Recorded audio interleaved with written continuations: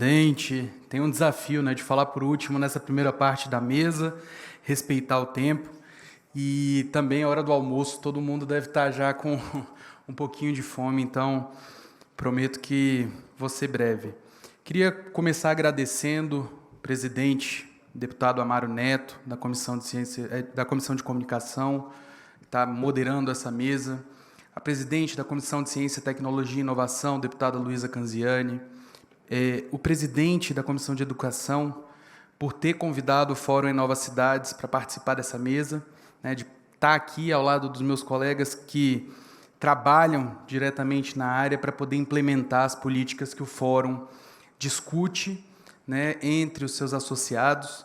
Nós somos vinculados à Frente Nacional de Prefeitos e compostos pelos secretários de inovação das cidades acima de 80 mil habitantes. Então, temos uma representação populacional significativa, né, assim como a Frente Nacional de Prefeitos, e trabalhamos bastante ao longo dos últimos anos em cima da questão do 5G e de outras pautas ligadas à conectividade. Não poderia deixar também, antes de começar a falar, dizer da minha honra de estar nessa casa, porque eu sou servidor efetivo da Câmara, né, então vir aqui na condição de participante de um seminário, de uma audiência pública, é uma honra para mim, enquanto servidor da casa. E vou começar falando sobre a importância da economia digital, né, para o PIB global. Então, meu colega Alessandro falou muito desses impactos, né, da tecnologia, da conectividade, no incremento, né, da arrecadação, no incremento, né, dos PIBs. E tem um estudo que a Huawei produziu junto com a Oxford Economics que prevê que até 2025, ou seja, daqui a 2 anos, a estimativa é de que o PIB mundial tenha representado, a partir da economia digital, 1/4, né, do seu valor, 25% do PIB global representado a partir da economia digital, ou seja, de serviços ligados à tecnologia. O Nelson também trouxe isso na fala dele, quando ele falou, e achei a sua colocação extremamente feliz, quando você fala da gente conectar as unidades de saúde e a educação. Porque são os serviços essenciais que os municípios têm, né, em sua territorialidade e que consegue alcançar um maior número de pessoas.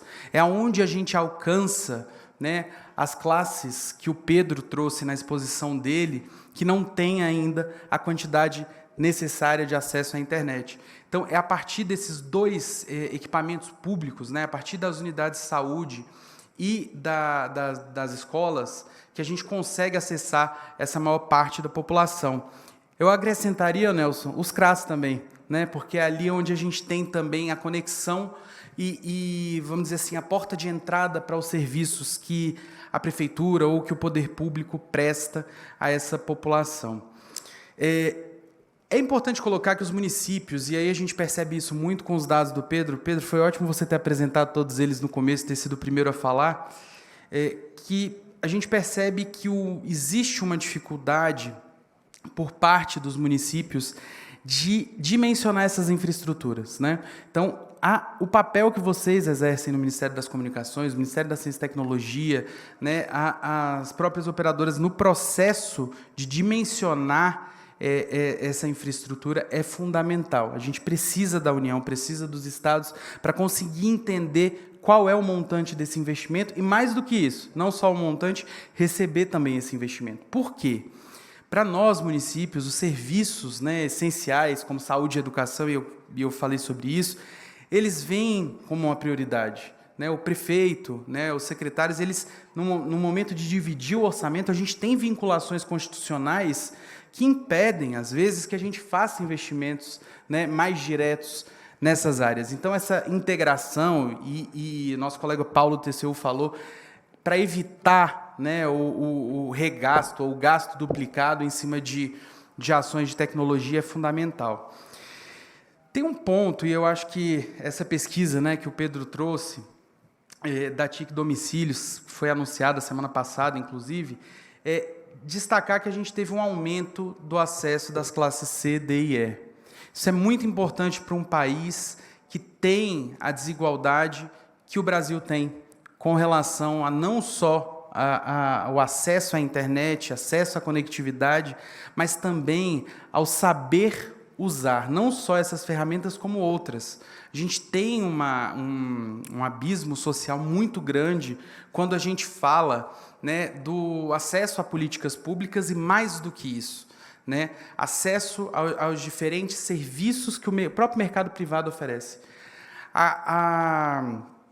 E aí o papel e a importância da educação nesse processo de conscientização do uso dessas tecnologias, né? E eu gostei, Paulo, que você trouxe da questão do seguinte: a gente não tem que discutir a inclusão, mas sim a exclusão digital, né? Que a gente percebe pela pesquisa que ela ainda está muito presente no nosso país e ela se desenha, né, conforme o nosso país também se desenha, ou seja, a partir de como ele tá, de como socialmente ele está distribuído. E eu comentava aqui com o Nelson, enquanto ia se apresentando a questão das fibras óticas, né, ou do alcance ali das redes, e que o Nordeste está bem representado, talvez seja por uma felicidade de que uma parte importante desse cabeamento chegue para Fortaleza, né? Então, e aí essa entrada no território nacional e essa disseminação acaba fazendo com que o Nordeste tenha esse acesso. Então, que bom, né, que essa coincidência aconteceu. Um ponto, e aí com a pesquisa que a gente discute muito no fórum, é com relação a ter a conectividade, mas também saber como usá-la nos serviços, né? O 5G é um grande exemplo disso, presidente, porque a gente discutiu muito o alcance ou como que ia ser implementado ou até quando que tinha que ser colocado, mas o potencial do 5G ele não é pura e simplesmente para telecomunicações, né? O Alessandro trouxe, né, a importância da conectividade para a agricultura. A gente sabe que o Brasil tem um poder de inovação no agro que representa, né, uma ponta de lança para o mundo. E o 5G ele vem para habilitar isso. Então, a gente discutir mais do que o potencial de alcance desse 5G, mas quais usos podem ser feitos, né? Como que a gente pode potencializar um uso que não seja pura e simplesmente a partir do celular, ou porque quando a gente falava de 5G, o imaginário, né, geral da população é: opa, meu celular vai baixar o arquivo ou o vídeo que eu recebo no WhatsApp mais rápido, né? Ao invés de eu levar ali 15 segundos, eu vou levar 2. Mas o impacto disso para a pesquisa, o impacto disso para a disponibilidade de serviços é muito maior. E essa discussão, ela precisa e deve ser aprofundada. Como que a gente consegue melhorar o uso desse 5G? Tudo bem, temos 268 cidades com 5G standalone, mas qual o uso que está sendo feito desse 5G? Ele alcança uma grande parte da população, mas essa população está, de fato, utilizando os serviços, né? A indústria tem usado desse potencial, e essa é uma das discussões que a gente tem levado entre os municípios do Fórum, tentando entender como é que nós, enquanto entes municipais, podemos estimular, né, esse processo de uso do 5G a partir da inovação, a partir do desenvolvimento econômico estimulado, né? Pois somos secretários dos municípios e temos esse interesse de habilitar esse processo de inovação. Acho que um outro ponto, né, e com relação ao acesso, a gente percebe que o Brasil, né, 156 milhões de usuários de internet, mas a sua maior parte no celular. Isso é muito sintomático, porque a gente percebe na pesquisa que tem uma observação que foram incluídos nesses dados de usuários aqueles que, ainda que não considerassem, né, ainda não se considerassem usuários de internet, faziam uso de algum aplicativo ou de algo que utilizava a conexão para acessar. E aí a gente percebe, né, a importância do letramento e da literacia digital nesse processo. Porque o cidadão faz uso de um aplicativo, de um instrumento que tem esse acesso, essa conectividade, mas ele não tem consciência de que aquilo é internet, né? Possivelmente, estou aqui fazendo uma suposição, uma inferência, mas eu acredito que uma parte considerável desse indicador, né, de pessoas que diziam que não usavam, mas estavam usando, é em função do WhatsApp. Então, que a gente sabe que as operadoras liberam o uso gratuito sem consumir aquele pacote de dados. E aí a gente tem um outro ponto que eu acho que é importante colocar, que é o seguinte: o quanto, né, que o cidadão ele é estimulado por essas travas que foram colocadas, ou seja, a capacidade do meu plano de acessar algo, ela está limitada por um quantitativo de gigabytes, mas qual o estímulo para eu usar essa capacidade com serviços digitais? Ou seja, com aplicativos do governo e não com atividades de entretenimento no meu uso, né? Esse é um ponto relevante que tem que ser discutido também com as operadoras. Para quê? Para que os serviços digitais sejam de acesso gratuito por meio da conectividade dessas operadoras. Por quê?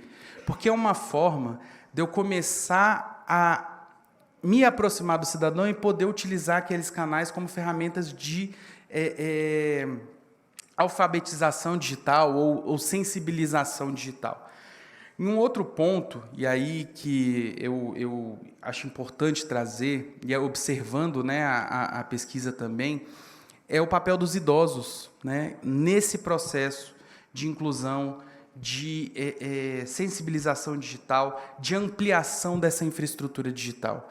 Essa infraestrutura digital ela tem que ser ampliada, né? A gente tem que repensar os serviços analógicos, mas a gente não pode esquecer da dimensão que o nosso país tem, né, e das diferenças que ele tem, ou seja, a gente não pode deixar o analógico de lado. Ele precisa ser adaptado, readaptado e entendido de uma outra forma, como uma ponte para esse processo entre o que a gente vive hoje e o processo de futuro que o Nelson trouxe. Então, o analógico ele tem um papel importante, né? Ele tem um papel desse suporte ainda para essa população que precisa ser sensibilizada de que, por exemplo, o WhatsApp é uma ferramenta que usa conectividade. Presidente, para fechar a minha fala, eu acho que queria trazer só 2 pontos, que é a importância dessa cooperação entre os municípios, né? A importância de uma maior conversa entre os entes federativos, né? E aí as associações municipalistas, nossa associação de secretários, elas têm um papel importante nesse processo, não só de colocar os municípios para conversarem, trocarem cases e experiências, mas também para essa conversa com as esferas estaduais e principalmente federal, né, que tem um papel, uma responsabilidade grande nesse processo de construção. E fechar dizendo da importância também do novo PAC, a ministra trouxe, né, de que temos recursos aí para Infovias, mas de que ele tenha um alargamento nesse investimento de recursos num processo voltado à inclusão e à alfabetização digital, né, justamente pelo que a pesquisa trouxe para a gente, pelo que a gente conversou. Extrapolei 3 minutinhos aqui da minha fala, mas tentei sintetizar tudo. Queria agradecer pela oportunidade. Obrigado, Antônio. Eu que peço desculpas porque nós temos um tempo muito exíguo e muitas boas falas e bons argumentos para esse debate. Eu quero agradecer a todos vocês que participaram desta primeira mesa.